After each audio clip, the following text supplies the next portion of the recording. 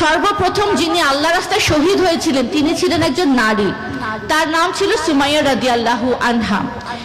তিনি আবু জাহেলের অত্যাচার সহ্য করতে পারছিলেন না। আবু জাহেলের একটাই কথা ছিল, তুমি বলো তুমি লা ইলাহা ইল্লাল্লাহতে নাই, তুমি আমাদের মূর্তি যাদেরকে আমরা পূজা করি তাদের অনুসরণ করবে।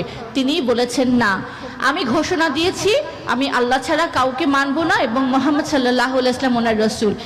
এই কথা থেকে ওনাকে এক চুল পরিমাণ সরাতে পারে নাই এবং সর্বশেষ কি হয়েছে, ওনার জীবন চলে গেছে, শহীদ হয়েছে তিনি, কিন্তু এখান থেকে এক বিন্দু ওনাকে সরাতে পারেন নাই। আমি আরেক নারী সাহাবীর কথা আপনাদের সামনে বলবো।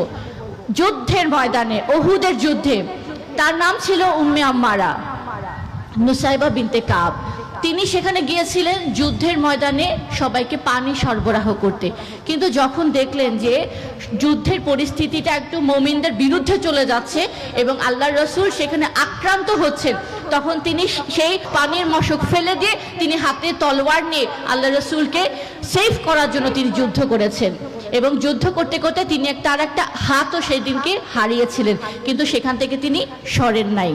হযরত আবু বকরের মেয়ে আসমা বিনতে আবু বকর, আল্লাহ রসুল যখন হিজরত করে মদিনাতে যাচ্ছিলেন তখন আল্লাহ রসুল অনেকদিন গুহায় ছিলেন।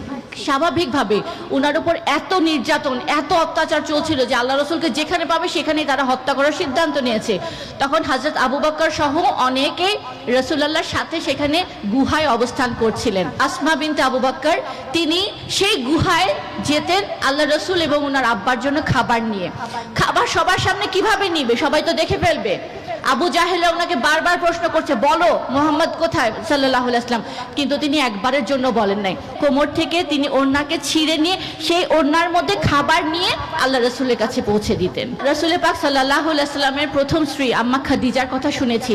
তিনি খুবই ধনী একজন নারী ছিলেন এবং তিনি সেখানে সেই সমাজে প্রতিষ্ঠিত একজন ব্যবসায়ী ছিলেন।